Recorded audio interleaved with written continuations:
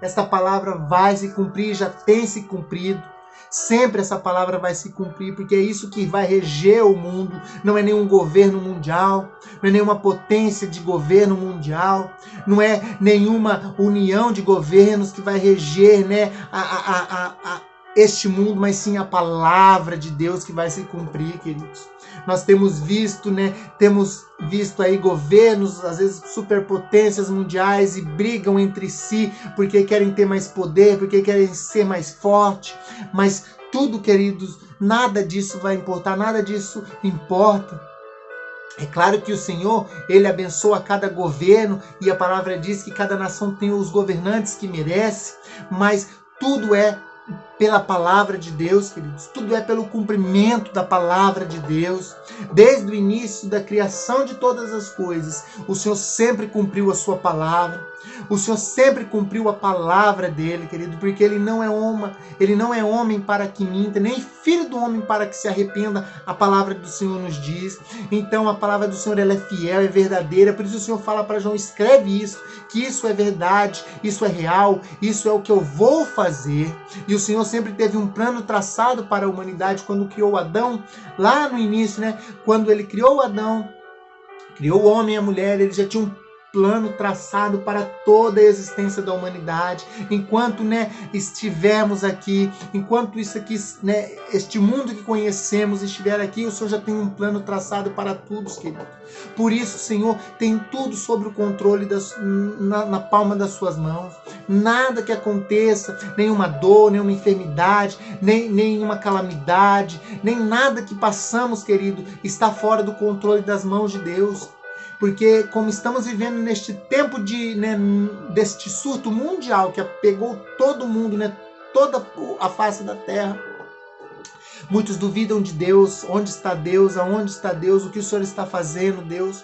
Mas, queridos, nós vemos que desde o início de todas as coisas, quando o Senhor estava criando o mundo, desde o princípio o Senhor já tinha um plano traçado para todas as coisas, porque Ele é soberano, porque Ele sabe o amanhã, Ele sabe o que vai acontecer com a minha vida daqui 1 milésimo de segundo, se eu vou ainda estar aqui respirando, se eu vou ainda estar aqui nesta terra, neste país, se eu vou ainda estar, né, neste corpo canal. O Senhor já sabe, porque Ele já tem um plano traçado, queridos. Ele já tinha, né, os seus planos, né? Ele já tinha a sua palavra já escrita no coração, e só foi colocada aqui em papéis, né, escrita por homens, mas estava no coração de Deus essa palavra para se cumprir, porque essa palavra ela é fiel, é verdadeira, ela vai se cumprir, queridos.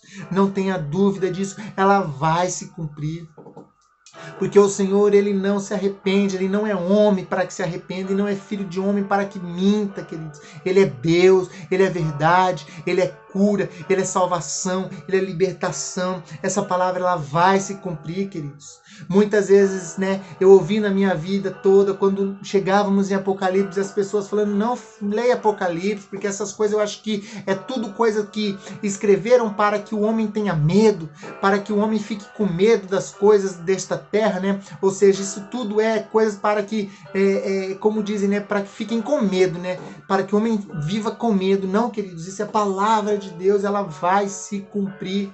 Por isso que eu amo o livro de Apocalipse, eu amo toda a Bíblia, mas Apocalipse, ele é muito revelador desde o princípio, e o Senhor está falando como vai acontecer. E o Senhor está nos orientando, falou: vai acontecer assim, assim, assim, assim, queridos. O Senhor está falando tudo que vai acontecer. E nós muitas vezes temos, né, receio, medo de ouvir as palavras em Apocalipse, porque são a revelação do fim de todas as coisas. Nós vemos em Gênesis o início de todas as coisas, e aqui nós vemos o fim de todas as coisas. E no meio disso tem toda a nossa trajetória, né, queridos? Tem todo o nosso caminhar como cristãos aqui nessa terra. Como cristãos que o Senhor um dia nos resgatou, um dia o Senhor transformou o nosso coração, transformou a nossa vida. E a única coisa que Deus espera de nós é que nós vivamos uma vida de santidade, que sejamos servos santificados, homens e mulheres que apregoam a verdade, que vivam em justiça, que vivam de uma maneira digna, que vivam de uma maneira íntegra. homens e mulheres, como nós falamos quinta-feira passada, como Jesus nos deu este modelo de um homem íntegro, de um homem que andava no caminho do seu Pai, no caminho de verdade, de um homem que não tinha tempo para parar, né, em fofocas, um homem que andou nessa terra como um homem de carne, mas que não tinha tempo para perder com discussões banais, mas ele estava sempre orando. Jesus Cristo estava sempre no monte orando, estava sempre pregando a palavra. Todos que vinham até ele, né, falava, ele abençoava todos que vinham até ele, queridos. Ele curou. Nós cremos que, né, muitas curas não tinha, né, páginas na Bíblia para ser escrita. Nós cremos nisso porque Jesus fez coisas infinitas enquanto esteve aqui nos seus 3 anos de ministério, né, que foi, né, até a sua morte. Quando ele começou até a sua morte, ele fez coisas maravilhosas que não estão nem aqui. Nós cremos nisso, porque são coisas que não caberiam somente, né, nas folhas da palavra de Deus. Mas a palavra de Deus, ela é relevante para os nossos dias. Foi relevante lá no início, foi relevante em todo o tempo, e ela é relevante no fim de todas as coisas, queridos. E nós precisamos sim, não ficar com medo. Não, queridos, mas nós precisamos ficar atentos, precisamos ficar ligados, né, ali no 220, ficar ligados na palavra do Senhor, na revelação do fim de todas as coisas aqui, aonde o Senhor nos promete um novo céu e uma nova terra, aonde o Senhor nos promete esse novo céu e essa nova terra. Porque essa palavra, ela é fiel, ela é verdadeira e ela vai se cumprir. Ela já tem se cumprido desde o início, né? E ela vai continuar se cumprindo. Você, eu, gostando ou não, mas o Senhor, ele vai cumprir a sua palavra, queridos. Ele vai cumprir a sua palavra. E ele continua dizendo aqui no versículo 6, disse-me ainda: tudo está feito. Eu sou o alfa e o ômega, o princípio e o fim. A quem tem sede, darei de graça da fonte da água da vida, queridos. Olha que coisa maravilhosa. O Senhor está dizendo, tudo está feito, tudo eu já fiz, tudo está pronto, tudo está preparado. Ele diz, eu sou o alfa, eu sou o ômega, eu sou o princípio e eu sou o fim. Como nós falamos, ele é o princípio lá quando ele cria todas as coisas, ele é o fim quando ele termina todas as coisas aqui, né, querido? Ele é o princípio, ele é o fim. E é maravilhoso quando eu leio aqui, né, o Senhor dizendo, né, o nosso próprio Deus dizendo, a quem tem sede, eu darei de graça da fonte da água da vida. Ou seja, é de graça, queridos. É de graça isso. É de graça. Nós vamos ter acesso à fonte da água da vida. O próprio Deus nos dará, né, dará de graça da fonte da água da vida. O Senhor nos dará de graça, queridos. Embora a salvação, né, que Jesus Cristo nos deu, ela foi de graça, mas ela custou tudo para o céu. Ela custou tudo para Deus, porque enviou o seu próprio Filho para essa terra, para morrer pelos nossos pecados. E embora nós sabemos que a nossa salvação, ela é de graça, ela também vai nos custar tudo, querida, vai nos custar a nossa vida, porque a palavra de Deus nos diz que a nossa vida, né, não somos mais nós quem vivemos, mas é o próprio Cristo quem vive em nós. E Cristo, quando estava nessa terra, ele só viveu para fazer a vontade do Pai. Então, se não sou mais eu quem vive, é Cristo quem vive em mim, então eu tenho que viver somente para fazer a vontade do meu Pai, do meu Deus. Eu preciso viver desta maneira, para somente fazer a vontade de Deus, querido. Não esmorecer, não fraquejar. Porque o Senhor, embora que Ele nos diz, eu darei de graça da fonte da água da vida, mas, né, quando estivermos com Ele vai ser, né, nós sabemos que Ele dá de graça. É de graça, a salvação nossa que recebemos do Senhor, ela veio de graça, pela graça do Senhor, mas ela vai nos custar tudo, vai custar toda a nossa vida, vai custar todos os nossos desejos carnais, vai custar todos, né, os nossos pecadinhos que nós temos escondidos, né, achamos que temos escondidos, mas o Senhor está sempre aqui, né, sondando os nossos corações, está sempre com seus olhos fitos em nós. Nós sabemos que vai nos custar a nossa própria vida, porque Cristo vive em nós, não somos mais nós quem vivemos, mas é o próprio Cristo quem vive em nós. Então nós precisamos caminhar como Jesus Cristo caminhou. Se Cristo vive em nós, nós precisamos caminhar de uma maneira sempre agradando, fazendo a vontade do Pai, porque foi isso que Jesus fez. Ele fez a vontade do Pai. Quando ele está no Calvário, quando ele fala, Pai, se possível, passe de mim este cálice, Mas contudo, Jesus fala, mas contudo, seja feita a sua vontade, Pai. E foi feita a vontade do Pai, que era Jesus morrer pelos nossos pecados, que era Jesus padecer, que era Jesus ser chicoteado, que era Jesus tomar surras por nossos pecados.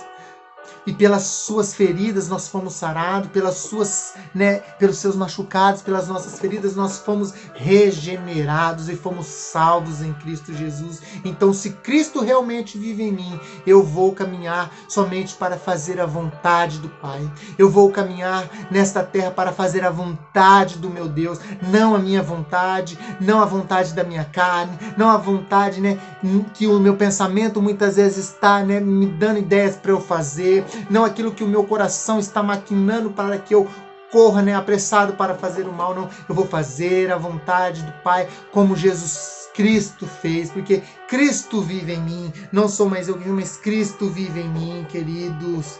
E Ele dará de graça dessa fonte da água da vida, e ela vai ser insaciável, porque o Senhor Ele dá de graça. Ela é uma fonte inesgotável, queridos, é uma fonte inesgotável, e nós vamos estar pela eternidade tomando da água dessa fonte da vida. E é maravilhoso quando nós entendemos isso, querido. Quando nós chegamos a este entendimento da palavra do Senhor, vai ser, eu vou beber da fonte da água da vida que o próprio Pai vai me dar, o próprio Deus vai me dar, queridos. Que maravilhoso, que tremendo nós ouvimos isso. E ele ainda diz no versículo 7, o vencedor herdará estas coisas, e eu lhe serei Deus, e ele me será filho. Olha que coisa tremenda, o Senhor dizendo ao vencedor, ou seja, tudo isso que nós lemos até o versículo 6, tudo isso que nós falamos até aqui no 7, ele nos dá este alento, ele nos dá esta pergunta, mas o vencedor somente poderá herdar, A palavra diz o vencedor herdará, então nós vemos aqui somente o vencedor poderá herdar estas coisas, poderá estar com Deus, poderá ter acesso à fonte da água da vida que o próprio Deus dará, poderá ser chamado filho de Deus, poderá habitar no tabernáculo de Deus, e o próprio Deus estará ali o tempo todo, e o próprio Deus estará ali, e nós estaremos por toda a eternidade prostrado diante do seu trono, mas somente ao vencedor.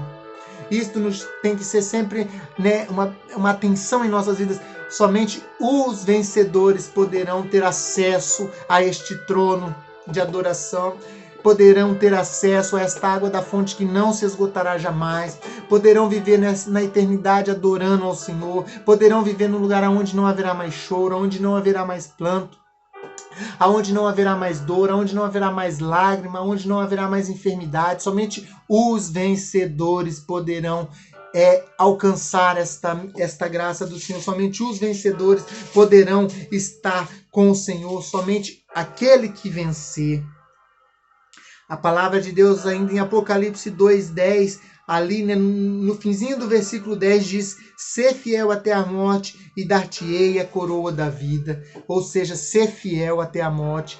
Quando eu sou fiel até a morte, eu venci, eu consegui.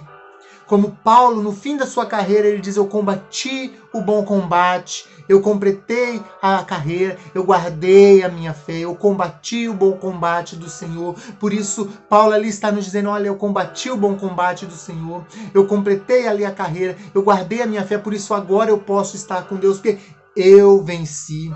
Lá em João, o próprio Cristo diz: tede bom ânimo, porque eu venci o mundo. Jesus Cristo venceu este mundo. Coríntios diz: onde está, a morte, a tua vitória? Onde está, a morte, o teu aguilhão?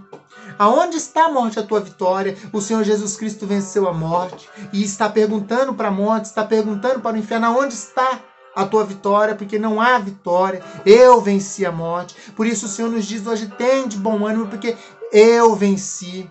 Jesus Cristo, claro, era o próprio Deus que estava aqui como um homem, mas ele venceu como um homem e nos mostrou como que nós vencemos como um homem. Ele nos mostrou como nós podemos vencer como homens de carne nessa terra, que tem desejos e paixões por esta carne, que esta carne tem paixões por as coisas deste mundo, mas o próprio Cristo nos deixou este modelo.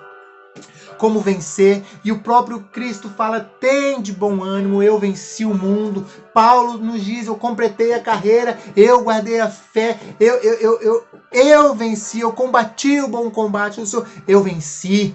E a palavra de Deus aqui no 7 nos dá esta atenção sobre as nossas vidas. O vencedor herdará estas coisas, e eu lhe serei Deus, e ele me será filho. Tudo isso que nós lemos aqui, maravilhoso, o novo céu, a nova terra do Senhor, um lugar que nós não podemos nem imaginar como será. É um lugar, né, assim, não tem nem como nós falarmos com palavras. Mas somente o vencedor poderá herdar todas essas coisas. Somente os vencedores estarão com o Senhor Jesus Cristo. Somente aqueles que tiverem um bom ânimo, como Jesus Cristo nos orientou. Tende bom ânimo, filhos, eu venci o mundo. Calma, não se desespere. Tende bom ânimo. Viva uma vida de santidade. Viva uma vida de santificação. Não viva a sua vida nos seus pecadinhos, achando que o seu pecadinho não é tão grave quanto daquele que você às vezes sabe que está fazendo coisas piores. Não faça, queridos. Não tenha este pensamento, queridos. Senão você não vai vencer, senão você não vai conseguir chegar no fim e receber a coroa da vida. Como acabamos de ler, senão você não vai ser fiel até a morte e receber a coroa da vida, a coroa que vai te levar para a vida eterna, para o lugar de adoração, para este novo céu, esta nova terra, queridos. Somente os vencedores poderão herdar, somente os vencedores poderão chamar Deus de Pai, e Deus poderá chamar de Filho, somente aqueles que vencerem. E neste mundo temos os desafios, nós temos os nossos desafios diários, queridos. Temos os nossos desafios diários, mas muitas vezes a nossa carne, né, tem vencido esse desafio. Muitas vezes, né, a nossa carne, a nossa mente, que é onde começam todas as ideias, ela tem vencido, né? O mundo tem, né? O diabo tem lançado as setas na nossa mente e ele tem vencido diariamente, porque nós não estamos, né, com uma vida de santidade, nós não estamos com uma vida de busca constante com o Senhor. Como nós falamos quinta passada, permanecer neste lugar, permanecer neste tabernáculo, permanecer no santo monte do Senhor, buscando a santidade do Senhor, buscando a santificação, para que chegarmos aqui no versículo 7 do capítulo 21 de Apocalipse, e o nosso nome está escrito ali como vencedores, vencedores, queridos. E é maravilhoso porque eu ouvi algo, né, uma vez que é interessante, que vencedores vencem dores, ou seja, vencedores, aqueles que vencem, são vencedores, eles vencem as dores, vencedores vencem dores, queridos, porque somos vencedores. Somente aquele que vencer poderá herdar este lugar, este novo céu, esta nova terra. E aqui para nós, né, finalizarmos, e o 8, né, como nós falamos um pouquinho, mas vamos falar mais um pouquinho, o 8 ele diz, né, mas ele diz assim, quanto porém, né, este porém é aonde faz toda a diferença no versículo, né? Porém, aos covardes, aos incrédulos, aos abomináveis, aos assassinos, aos impuros, aos feiticeiros, aos idólatros e todos os mentirosos, a parte que lhes cabe será no lago que arde com fogo e enxofre, a saber, a segunda morte. Queridos, isso é algo que nos tem que sempre nos deixar, né, com a mente, né, pensando no Senhor, porque, querido, aqui quando ele diz quanto porém, aqui nós acabamos de ver, se nós vencermos todas as coisas, nós vamos, né, sermos vencedores, vamos herdar todas essas coisas que falamos, e Deus mesmo nos chamará de filho, nós nos chamaremos ele de pai, ele nos será né, o nosso rei será por Deus, e nós seremos por filho. Mas porém, quanto àqueles que são covardes, aqueles que são incrédulos, né, os covardes, aqueles que têm medo, aqueles que se acovardam, aqueles que não acreditam, que têm incredulidade, que em vez de fé no seu coração é incrédulo, que em vez de fé diante das situações tem incredulidade no seu coração, aos abomináveis, aqueles que são os assassinos, aos impuros, né, aqueles que não andam numa vida de pureza, não vivem, né, não tentam todos os dias viver numa vida de santidade, os impuros, aqueles, né, os feiticeiros, os idólatras, aqueles que falam que servem a Deus, mas ainda têm seus ídolos em casa, são idólatras, e não somente ídolos, mas pessoas, às vezes idolatram pessoas, né? Fazem de pessoas ídolos para si, idolatram, né, os idólatras e todos os mentirosos, e a palavra nos diz que o pai da mentira é o diabo. Os mentirosos, a parte que lhes cabe será o lago que arde com fogo e com enxofre, ou seja, a parte que lhes cabe é viver eternamente no inferno. Assim como o rico e o Lázaro, quando o rico vai para o inferno, provavelmente o rico viveu uma vida de impureza, o rico viveu uma vida de incredulidade, ele viveu uma vida, né, de mentiras, e quando ele vai para o inferno, então ali ele tem a noção que vai ser uma vida de eternidade no inferno, num lago que arde com fogo e com enxofre, aonde não há refresco, aonde não tem um lugar onde eu possa ir aqui em algum canto deste lugar que vai me dar um refresco, não haverá. A palavra de Deus é bem clara, específica e bem reveladora. É um lago que arde com fogo e com enxofre, que é pela eternidade. Assim como aqueles que vencerem vão viver pela eternidade no novo céu, na nova terra com o Senhor. Aqueles que vencerem vão viver todas essas coisas. Aqueles que procederem deste modo do versículo 8. Também vão viver pela eternidade no fogo, vão viver no inferno, vão viver ali naquele lago que arde com fogo e enxofre. E também como nós não podemos nem imaginar a dor tremenda que é isso, o sofrimento tremendo que é isso. Não tem como expressar também com palavras e explicar com palavras o terrível que é isso, queridos. Por isso nós precisamos nos atentar, queridos. As evidências, os princípios das coisas estão aí, mas nós sabemos que vão chegar ao fim todas as coisas também. E nós precisamos estar, como aqui, né, inseridos nesse versículo 7 aqui. Os vencedores herdarão todas essas coisas. Os vencedores herdarão o novo céu e a nova terra junto para com Deus. O lugar onde o Senhor vai nos dar da fonte da água da vida pela eternidade. Uma fonte inesgotável, queridos. Um lugar onde vamos viver eternamente prostrados diante do nosso Deus, clamando, declarando: santo, santo, santo é o Senhor poderoso. Por isso, querido, não esmoreça, não desanime, queridos. Como Jesus Cristo disse: tende o bom ânimo, eu venci o mundo, não esmoreça. Não desista, queridos. Tenha bom ânimo, porque Jesus Cristo, como um homem, venceu este mundo. E nós também, queridos, ainda que nasçamos todos em pecados, né? Mas nós podemos vencer este mundo, porque Jesus Cristo venceu este mundo. E como nós falamos, se Cristo vive em mim, eu vou fazer a vontade de Deus. Eu não vou fazer a vontade deste mundo, o que este mundo tenta colocar sobre a minha vida. Eu vou viver de um modo digno para Jesus Cristo, para o meu Pai, para que um dia eu herde um novo céu e a nova terra do Senhor. Por isso, querido, se insira aqui como um vencedor, que já está vencendo todos os dias nas pequenas coisas do seu dia a dia. Todos os dias você se torna um vencedor, querido, quando você se santifica, quando você não murmura, quando você não fala mal do seu irmão, quando você cuida com o que você fala, quando você ora pelo seu próximo que te ofendeu, quando você perdoa o seu irmão